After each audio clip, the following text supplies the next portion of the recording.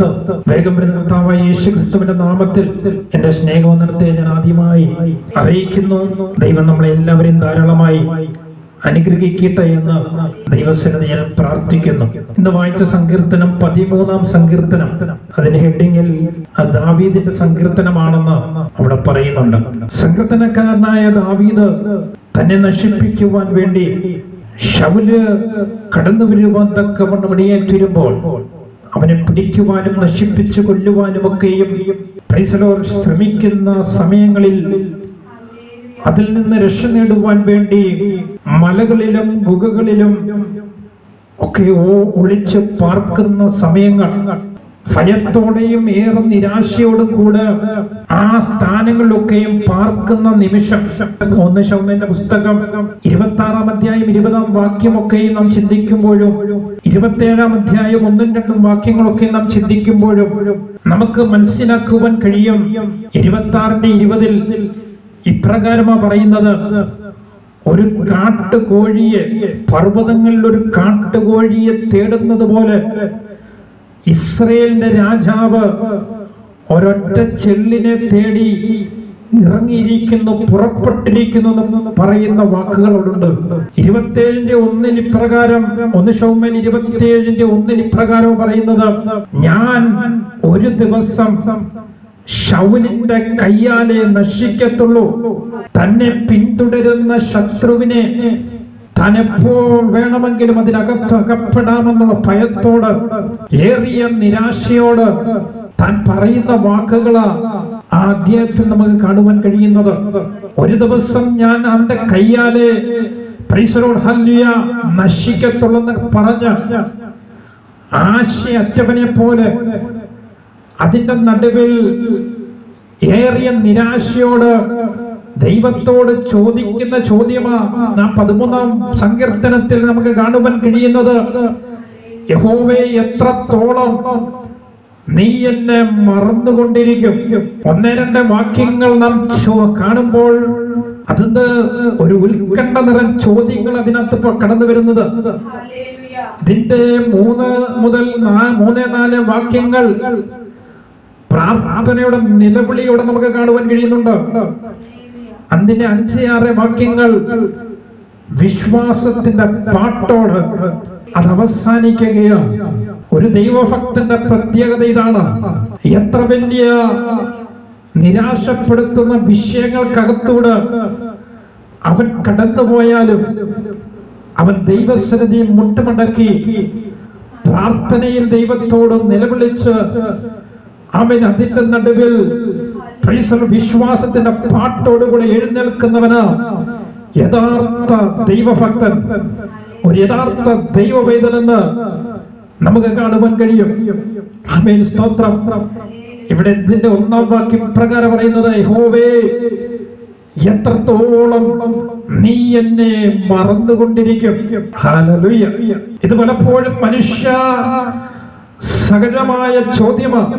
ഓരോ മനുഷ്യന്റെ ജീവിതത്തിൽ ഒരിക്കലും പ്രതീക്ഷിക്കാത്ത, അല്ലെങ്കിൽ ദൈവത്തെ വിളിക്കുമ്പോൾ തന്നെ ഒരിക്കലും പ്രതീക്ഷിക്കാത്ത കഷ്ടതകളിലൂടെ കടന്നു പോകുമ്പോൾ, രോഗത്തിലൂടെ കടന്നു പോകുമ്പോൾ, ജീവിതത്തിൽ ഒട്ടും പ്രതീക്ഷിക്കാത്ത സാമ്പത്തിക വിഷയങ്ങൾക്കകത്തൂടെ കടന്നു പോകുമ്പോൾ, ബുദ്ധിമുട്ടുകളിലൂടെ കടന്നു പോകുമ്പോൾ, ഇതിന്റെ നടുവിൽ ഒരു വിടുതലില്ലയോ?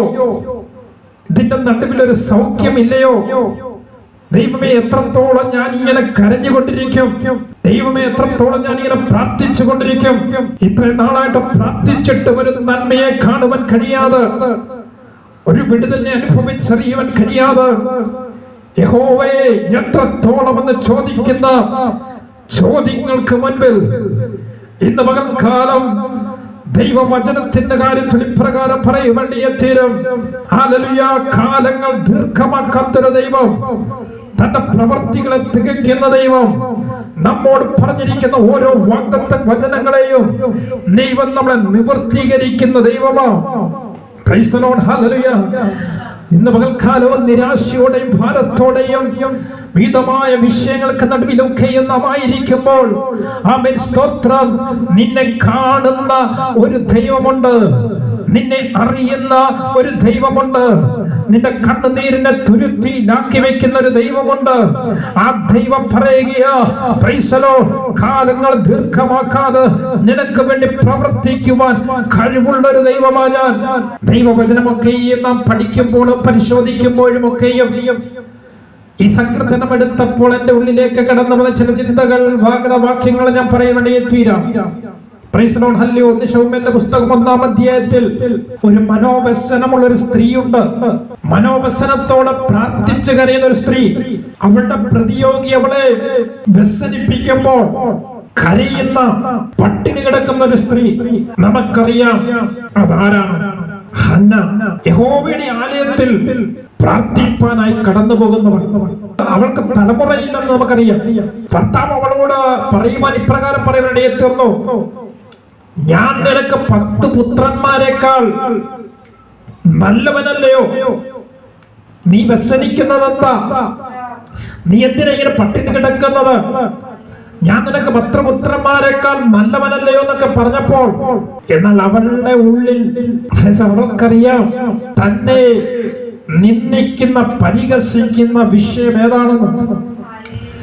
മറ്റുള്ളവർ, ചാർച്ചക്കാർ, കുടുംബത്തിനകത്തുള്ളവർ പോലും ആ വിഷയത്തിന് വേണ്ടി തന്നെ നിന്ദിക്കുമ്പോൾ, തന്നെ വ്യസനിപ്പിക്കുമ്പോൾ, അവൾ ദൈവമുഖത്തേക്ക് നോക്കുവാൻ തക്കവണ്ണമടിയായി തീർന്നു. അതിന്റെ നടുവിൽ അവൾ പലപ്പോഴും ചോദിച്ചു കാണും, യഹോവേ, എത്രത്തോളം ഞാൻ കാത്തിരിക്കാമോ എന്നൊക്കെ പറഞ്ഞു കാണും.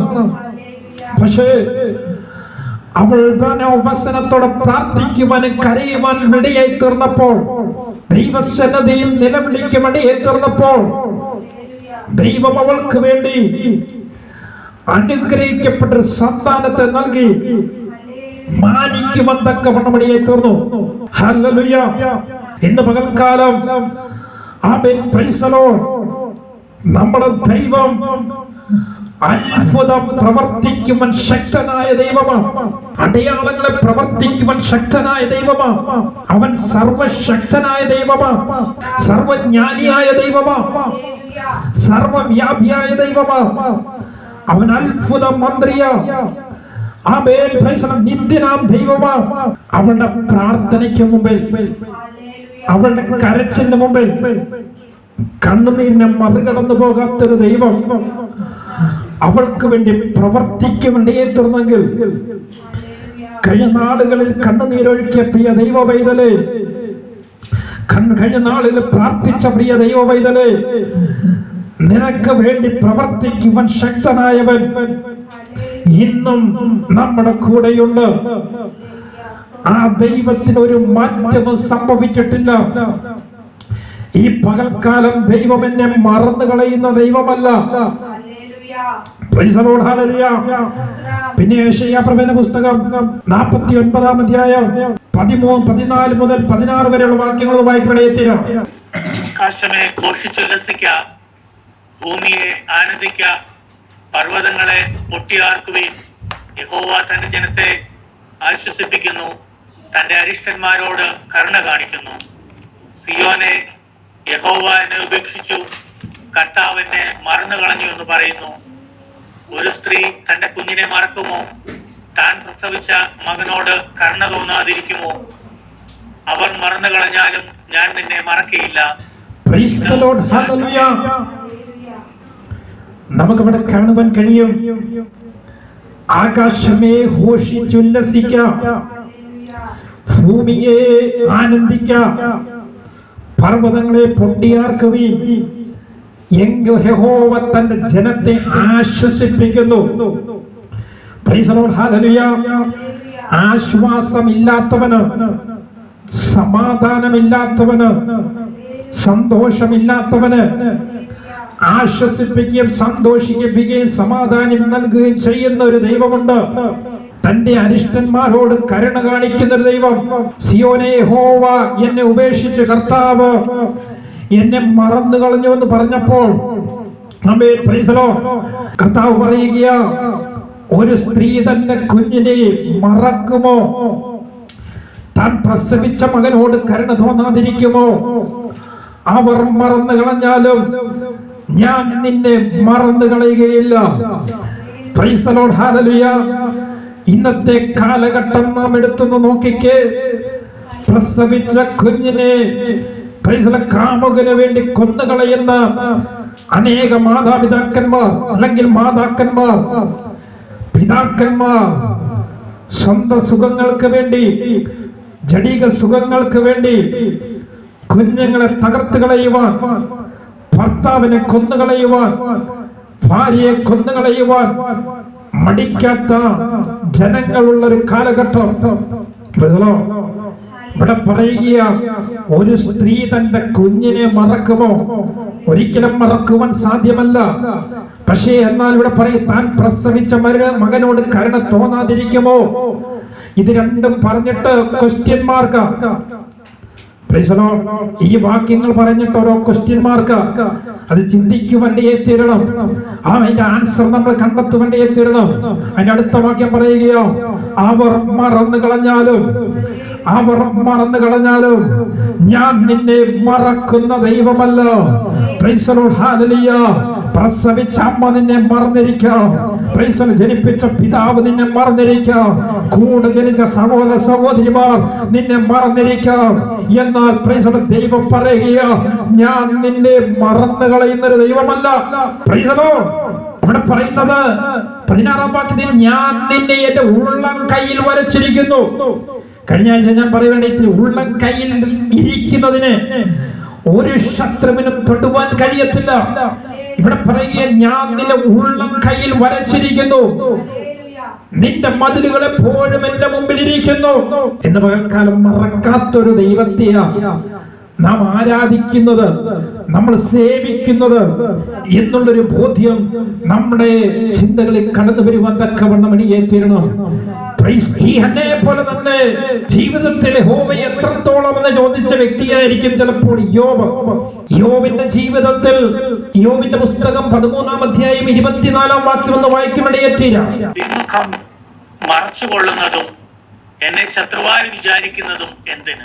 യോബ് ദൈവത്തോട് ചോദിക്കുന്ന ചില കാര്യങ്ങളെ നമുക്ക് അവിടെ കാണുവാൻ കഴിയും. അവിടെ പറയുകയാണ്, തിരുമുഖം മറച്ചുകൊള്ളുന്നതും എന്നെ ശത്രുവായി വിചാരിക്കുന്നതും എന്ത്? ചില വിഷയങ്ങൾക്ക് നടുവിൽ നാം വിചാരിക്കും, ദൈവം എന്തുകൊണ്ട് തിരുമുഖം, ദൈവത്തിന്റെ മുഖം എന്നോട് മറച്ചിരിക്കുന്നത്, എന്നെ ശത്രുവിനെ പോലെയാണോ കാണുന്നതെന്നൊക്കെയും നമ്മുടെ ഉള്ളിലൊരു ചിന്ത വരും. ഒരിക്കലും പ്രതീക്ഷിക്കാത്ത നിഷ്കളങ്കനായി നീതിമാനും നിർമ്മലനുമായി ദോഷം വിട്ടകന്ന് ജീവിച്ച ഒരുവന്റെ ജീവിതത്തിലെ അവസ്ഥയാണ് നമുക്ക് യോബിന്റെ പുസ്തകത്തിൽ കാണുവാൻ കഴിയുന്നത്. ദൈവം സാക്ഷ്യം പറയുന്ന വ്യക്തിയാണ്. പക്ഷെ ദൈവം അനുവദിച്ചിട്ട് സാത്താവനെ പരീക്ഷിക്കുവാൻ തക്കവണ്ണം ഇടയായിത്തീർന്നപ്പോൾ അതിന്റെ നടുവിൽ ചില വാക്കുകളെ യോബ് പറയുവാൻ തക്കവണ്ണം ഇടയായിത്തീർന്നു. ഈ കഷ്ടതയുടെ നടുവിൽ ഭാര്യ പോലും നീ പോയി കെട്ടിഞ്ഞാൽ അല്ലെങ്കിൽ ചത്തുകളയെന്ന് പറഞ്ഞുകൊണ്ട് തന്നെ ആശ്വസിപ്പിക്കുവേണ്ടിയുള്ള പോലും തനിക്കെതിരെ എതിരായി നിന്ന നിമിഷം ദൈവത്തോട് പറയുക, തിരുമുഖം മറച്ചുകൊള്ളുന്നതും എന്നെ ശത്രുവായി വിചാരിക്കുന്നതും എന്തിന്? ഈ 13-ാം അധ്യായം 24 മുതൽ 28 വരെയുള്ള വാക്യങ്ങൾ ഓരോന്നും നാം കൊണ്ട് ചിന്തിച്ചു കഴിയുമ്പോൾ ദൈവത്തിനെതിരെയുള്ള 10 വിധ വ്യാജമായ കാര്യങ്ങൾ യോബ് ഇങ്ങനെ പറഞ്ഞു വരികയാണ്. അവിടെ പറഞ്ഞ 26-ാം വാക്യത്തിൽ, കൈപ്പായുള്ളത് നീ എനിക്ക് എഴുതി വെച്ച് എന്റെ യൗവനത്തിൽ അകൃത്യങ്ങൾ എന്നെ അനുഭവിക്കുമാറാക്കുന്നു. എന്റെ കാൽ നിന്റെ ആമത്തിലിട്ട് എന്റെ നടപ്പൊക്കെയും കുറിച്ചു വെക്കുന്നു. എന്റെ കാലടികളുടെ ചുറ്റും വരവരയ്ക്കുന്നു. ഇജ്ജനം ചീഞ്ഞഴുകിയ വസ്ത്രം പോലെയും പുഴിവരിച്ച വസ്ത്രം പോലെയും ഇരിക്കുന്നു എന്നൊക്കെ പറഞ്ഞുകൊണ്ട് പല കാര്യങ്ങളിൽ ഇങ്ങനെ കുറ്റം പറയുക, അല്ലെങ്കിൽ ഹല്ലേലൂയ തന്നെ ദൈവത്തിനെതിരെ അങ്ങ് പറഞ്ഞുകൊണ്ടിരിക്കുകയാണ്. 12-ാം അധ്യായം 4-ാം വാക്യം നമ്മൾ വായിക്കുമ്പോൾ അവിടെ കാണുന്നത്, ദൈവത്തെ വിളിച്ച് ഉത്തരം ലഭിച്ച ഞാൻ എന്റെ സഖിക്ക് പരിഹാസ വിഷയമായി തീർന്നു. കഴിഞ്ഞ നാളുകളിൽ ഞാൻ പ്രാർത്ഥിച്ച വിഷയങ്ങൾക്കൊക്കെയും മറുപടിയെ പ്രാപിച്ചവനാ ഞാൻ. പക്ഷെ ഇന്നുള്ള കഷ്ടതയുടെ നടുവിൽ, ഇന്നുള്ള ഈ രോഗത്തിന് നടുവിൽ, ഇന്ന് ഞാൻ അനുഭവിക്കുന്ന വേദനയ്ക്ക് നടുവിൽ എന്റെ ഭാര്യ പോലും എന്നെ പരിഹസിക്കുകയാ. ഇവിടെ പറയുന്നത് നീതിമാനും നിഷ്കളങ്കനുമായവൻ തന്നെ പരിഹാസ വിഷയമായി തീർന്നു. ഞാൻ നീതിമാനും നിഷ്കളങ്കനുമായിട്ട് ജീവിച്ച് എനിക്ക് തന്നെ പരിഹാസ വിഷയമായി തീർന്നു.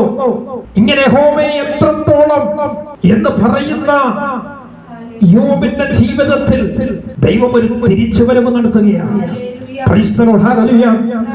നഷ്ടപ്പെട്ടതിനെയൊക്കെയും മടക്കിക്കൊടുത്ത് ജീവിതത്തിൽ പ്രതീക്ഷയില്ലാത്ത സ്ഥാനത്ത് ദൈവത്തിന്റെ അത്ഭുത പ്രവർത്തിയിൽ തന്റെ മകന് വേണ്ടി പ്രവർത്തിക്കുവാൻ തീർന്നുവെങ്കിൽ എത്ര വലിയ കഷ്ടതയിലൂടെ കടന്നുപോയാലും നിന്നെ ജീവിപ്പിക്കുന്ന ഒരു ദൈവമുണ്ട്, നിന്നെ ഉയർത്തുന്ന ഒരു ദൈവമുണ്ട്, നിന്നെ മാനിക്കുന്ന ഒരു ദൈവമുണ്ടെന്ന് നീ മനസ്സിലാക്കാൻ വേണ്ടിയെ തീർന്നു കഴിഞ്ഞാൽ ദൈവത്തെ തള്ളിപ്പറയാതെ, ദൈവത്തെ ഉപേക്ഷിക്കാതെ, ദൈവവചനത്തിൽ ആശ്രയിച്ച് ദൈവവചനത്തിൽ ബലപ്പെടുവാൻ വേണ്ടിയെ തീർന്നാൽ നിന്നെ അനുഗ്രഹിക്കുവാൻ ശക്തനായ ഒരു ദൈവം നമ്മുടെ കൂടെയുണ്ട്. അതുകൊണ്ടാണ് യെശയ്യാപ്രവചന പുസ്തകം 54-ാം അധ്യായം അതിന്റെ 7-ാം വാക്യം ഒന്ന് വായിക്കുമ്പോൾ യെശയ്യാപ്രവചന പുസ്തകം 54-ാം അധ്യായം അതിന്റെ 7-ാം വാക്യം. നേരത്തേക്ക് മാത്രം ഞാൻ നിന്നെ ഉപേക്ഷിച്ചു, എങ്കിലും മഹാകരുണയോടെ ഞാൻ നിന്നെ ചേർത്തുകൊണ്ടു. അവിടെ പറയുന്നത് അല്പനേരത്തേക്കും മാത്രം ഞാൻ നിന്നെ ഉപേക്ഷിച്ചുവെങ്കിലും മഹാകരുണയോട് ഞാൻ നിന്നെ ചേർത്തുകൊള്ളും. എന്റെ അടുത്ത വാക്യം, ക്രോധാധിക്യത്താൽ ഞാൻ ക്ഷണനേരത്തേക്ക് എന്റെ മുഖം നിനക്ക് മറച്ചുവെങ്കിലും നിത്യദയോട് ഞാൻ നിന്നോട് കരുണ കാണിക്കുമെന്ന് നിന്നെ വീണ്ടെടുപ്പുകാരനെ യഹോവ അരുളി ചെയ്യുന്നു. ചിലപ്പോൾ നമുക്ക് തോന്നും അല്പകാലത്തേക്ക് ഒരു ഉപേക്ഷിക്കപ്പെട്ടവനെ പോലെ, ഒരു സഹായമില്ലാത്ത അവസ്ഥയിൽ ആയിരിക്കുന്ന നിമിഷങ്ങളിന്മേൽ നമ്മളോട് ചോദിക്കും, ദൈവമേ യഹോവേ എത്രത്തോളം, യഹോവേ എത്രത്തോളം ഇതിന്റെ നടുവിൽ നിന്നൊരു വിടുതൽ പ്രാപിക്കുവാൻ, യഹോവേ എത്രത്തോളം, യഹോവേ ഇതിന്റെ നടുവിൽ നിന്ന് രക്ഷ പ്രാപിക്കും, യഹോവേ എത്രത്തോളം എന്നൊക്കെ കരയുന്ന വ്യക്തിയെ ഇന്ന് പകൽക്കാലം ദൈവത്തിന്റെ വചനത്തിന് പറയുന്നുള്ളത് മഹാകരുണയോട് ചേർക്കുന്ന ഒരു ദൈവമുണ്ട്. അല്പനേരത്തേക്ക് അവൻ മുഖം മറച്ചാലും നിത്യദയോട് നിന്നോട് കരുണ കാണിക്കുന്ന ഒരു ദൈവമാവൻ. പുതിയ നിയമത്തിൽ നമുക്ക് കാണുവാൻ കഴിയും, ശിഷ്യന്മാർ പടകിനകത്ത് യാത്ര ചെയ്തുകൊണ്ടിരിക്കുമ്പോൾ രാത്രിയിൽ അവർ മത്സ്യബന്ധനത്തിനായി കടന്നുപോയത്. പക്ഷെ കാറ്റുകളും കോളുകളും ഒക്കെയും അവരുടെ പടകിനെ തകർക്കത്തക്കവണ്ണം ആഞ്ഞടിക്കുമെന്ന് ഏറ്റുന്നപ്പോൾ ഒന്നാം യാമത്തിൽ എന്റെ യേശുവിടെ കടന്നു വന്നില്ല, രണ്ടാം യാമത്തിൽ എന്റെ യേശുവിടെ കടന്നു വന്നില്ല, മൂന്നാം യാമത്തിൽ എന്റെ യേശുവിടെ കടന്നു വന്നില്ല. ശിഷ്യന്മാർ ചോദിക്കുവാനേ തീർന്നു, എന്റെ ദൈവമേ എത്രത്തോളം, എത്രത്തോളം. Price the Lord, hallelujah. എന്നാൽ ഒട്ടും പ്രതീക്ഷിക്കാത്ത സ്ഥാനത്ത്, ഒട്ടും പ്രതീക്ഷിക്കാത്ത സമയത്ത്, നാലാം യാമത്തിൽ അവരുടെ അടുക്കിലേക്ക് നടന്നു വരുന്ന യേശുവിനെ നമുക്ക് അവിടെ കാണുവാൻ കഴിയും. ഇന്ന് പകൽക്കാലം യഹോവേ എത്രത്തോളം എന്റെ വിഷയങ്ങൾക്ക് ആടി ഉലഞ്ഞ് ഞാൻ തകർന്നു പോകുമെന്ന് ചിന്തിക്കുന്ന വിഷയങ്ങൾക്ക് നടുവിൽ നാലാം യാമത്തിൽ നിന്റെ അടുക്കിലേക്ക് ഇറങ്ങി വരുന്ന ദൈവമുണ്ട്. എത്ര പേർക്ക് വിശ്വാസമുണ്ട്? ആരെല്ലാം കൈവിട്ടാലും, ആരെല്ലാം ഉപേക്ഷിച്ചാലും, ആരെല്ലാം തള്ളിക്കളഞ്ഞാലും, ഒന്നാം യാമത്തിലും രണ്ടാം യാമത്തിലും മൂന്നാം യാമത്തിലും ആരും കടന്നു വരാൻ നിന്നപ്പോഴും നാലാം യാമത്തിൽ നിന്റെ അടുക്കലേക്ക് കടന്നു വന്ന് നിനക്കെതിരെ ആഞ്ഞടിക്കുന്ന കാറ്റിനെയും കോളിനെയും ശാന്തമാക്കുവാൻ തക്കവണ്ണം, കടലിന്റെ തിരമാലകളെ ശാന്തമാക്കുവാൻ തക്കവണ്ണം ശക്തനായ ഒരു ദൈവം ഇന്ന് പകൽക്കാലം നാം ആരാധിക്കുന്ന ദൈവമാണ്. അതുകൊണ്ട് ഈ സങ്കീർത്തനക്കാരൻ കർത്താവിനോട് പറയുന്നത് പോലെ, യഹോവേ എത്രത്തോളം നീ എന്നെ മറന്നുകൊണ്ടിരിക്കും, നീ എത്രത്തോളം നിന്റെ മുഖത്തെ ഞാൻ കാണാതെ വണ്ണം മറയ്ക്കും, എത്രത്തോളം എന്റെ ഉള്ളിൽ വിചാരം പിടിച്ച് എന്റെ ഹൃദയത്തിൽ ദിവസം പ്രതി ദുഃഖം അനുഭവിക്കേണ്ടി വരും, എത്രത്തോളം എന്റെ ശത്രു എന്റെ മേൽ ഉയർന്നിരിക്കും എന്നൊക്കെയും പറയുന്ന സങ്കീർത്തനക്കാരൻ ഇവിടെ കാണുവാൻ സാധിക്കുകയാണ്. Praise the Lord, hallelujah. ഹൃദയത്തിൽ എങ്ങനെ ദുഃഖം കടന്നു വന്നത്? ഉള്ളിൽ വിചാരം പിടിച്ചെന്നാണ് പറയുന്നത്, വാക്യം പറയുന്നത്. നമ്മുടെ ഉള്ളിൽ വിചാരങ്ങൾ കൂടുമ്പോൾ നമ്മുടെ സന്തോഷം നഷ്ടപ്പെടും, നമ്മുടെ ഉല്ലാസം നഷ്ടപ്പെടും. വിചാരങ്ങൾ കേറി നമ്മളെ തലയിൽ പിടിച്ച് പ്രൈസ് ദി ലോർഡ്, ഹല്ലേലൂയ. നമ്മൾ ദുഃഖത്തിന് അധീനനായി തീരും. എന്നാൽ ഇന്ന് പകൽക്കാലം നിന്നോട് പോരാടുന്ന സകല വിചാര ചിന്തകളെയും കർത്താവിന്റെ സന്നിധിയിൽ ഇറക്കി വെച്ചിട്ട്, ദൈവമേ ഒന്ന് ഫ്രീ ആയിട്ട് നടക്കുവാൻ എന്നെ ഒന്ന് പ്രാപ്തനാക്കണമേ എന്ന് പ്രാർത്ഥിക്കാമെങ്കിൽ നിന്റെ സകല ചിന്തകളെയും ചിന്താ മണ്ഡലങ്ങളെയും, ഹല്ലേലൂയ, അതിനോട് പോരാടുന്ന സകല ശക്തികളെയും ദൈവം വിടുവിച്ച് നിന്നെ അനുഗ്രഹത്തിന്റെ പൂർണ്ണതയിലേക്ക് നയിക്കുമെന്നൊക്കെ വണ്ണമടിയെത്തീരും. അങ്ങനെ ദൈവസന്നിധിയിൽ നിലവിളിച്ച് പ്രാർത്ഥിച്ച സങ്കീർത്തനക്കാരൻ അവസാനം പറഞ്ഞു നിർത്തുന്നത് 5-6 വാക്യം, ഞാനോ നിന്റെ കരുണയിൽ ആശ്രയിക്കുന്നു. എന്റെ ഹൃദയം നിന്റെ രക്ഷയിൽ ആനന്ദിക്കും. അവന് മനസ്സിലാക്കി എന്റെ വിചാരങ്ങൾ കൂടിക്കഴിഞ്ഞു കഴിഞ്ഞാൽ എനിക്ക് ഉള്ളിൽ ദുഃഖം കടന്നു വരുവാനിടയെത്തീരും, എനിക്ക് സന്തോഷം നഷ്ടപ്പെടുവാനിടയെത്തീരും, എന്റെ ഉറക്കം നഷ്ടപ്പെടുവാനിടയെത്തീരും, വേണ്ടവണ്ണം ഉറങ്ങുവാൻ കഴിയാതെ ഈ ദുഃഖം എന്നെ അലട്ടുവാനിടയെത്തീരും. എന്നാൽ ദൈവത്തിന്റെ കരുണയിൽ ഞാൻ ആശ്രയിച്ച് എന്റെ ഹൃദയം അവന്റെ രക്ഷയിൽ ആനന്ദിക്കുവാൻ തയ്യാറാകുവാനിടയെത്തീരും. എന്ന് വെച്ചാൽ ദൈവത്തിന്റെ അടുക്കലേക്ക് ഒന്ന് കടന്നു വരണം. ആനന്ദിക്കണമെങ്കിൽ, ഉല്ലസിക്കണമെങ്കിൽ, ആർപ്പിടണമെങ്കിൽ. അതുകൊണ്ടാ പാട്ടുകാരൻ സങ്കീർത്തനക്കാരൻ പറഞ്ഞു നിർത്തുന്നത്, യഹോവ എനിക്ക് നന്മ ചെയ്തിരിക്കൊണ്ട് ഞാൻ അവന് പാട്ടുപാടും. എന്താ ഈ നന്മ? ദൈവം നൽകിയ വിടുതൽ.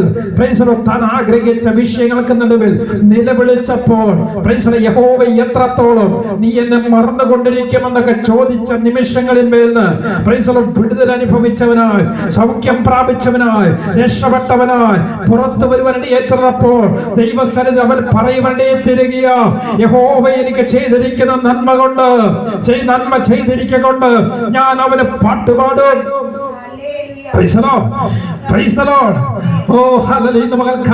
എത്ര പേർക്ക് ദൈവസന്നിധിയിൽ ആ ഉറപ്പോടായിരിക്കും ഇടയെത്തീരാം. ഇപ്പോഴുള്ള പ്രതിസന്ധികൾ നീ വിചാരിക്കും ഇതെന്നെ തകർക്കുമെന്ന്, യഹോവ എത്രത്തോളം എന്ന് ചോദിക്കുമായിരിക്കാം. പക്ഷേ ദൈവത്തിൽ ആശ്രയിക്കുവാൻ തയ്യാറാണെങ്കിൽ, യഹോവയിൽ ആശ്രയിക്കുവാൻ തയ്യാറാണെങ്കിൽ നിന്നെ അതിനകത്തുനിന്ന് പുറത്തു കൊണ്ടുവരുന്ന ദൈവമുണ്ട്. അതുകൊണ്ട് ഈ വചനങ്ങളൊക്കെയും നിങ്ങളുടെ ജീവിതത്തിൽ അനുഗ്രഹമായി തീരട്ടെ എന്ന് പ്രാർത്ഥിച്ചുകൊണ്ട് എന്റെ വാക്കുകൾ ഉപസംഹരിക്കുന്നു. ഈ വചനങ്ങളാൽ ദൈവം നമ്മളെ ധാരാളമായി അനുഗ്രഹിക്കുമാറാകട്ടെ. ആമേൻ, ആമേൻ.